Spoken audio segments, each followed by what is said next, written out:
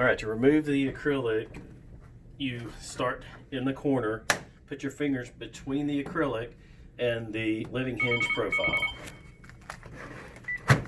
Pull back on that, it will flex. You do the same thing. Well, to take the acrylic out, actually, you could just slide it. Did you see the acrylic is on, part of the end cap is a rail system. So you remove the acrylic, and then to put it back in, you're going to need to do the same thing in the back as you did with this front. You have to start and peel back the living hinge profile where it's out of this groove.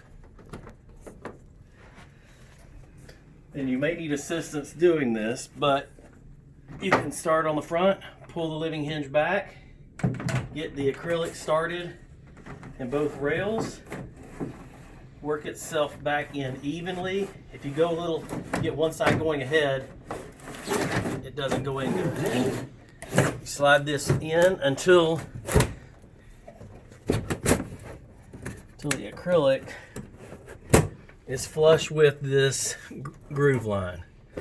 Once you have that, start on one corner, push in to get that into the suction groove, work your way down until it locks in place. Do the same thing on the front. Push, and you're finished.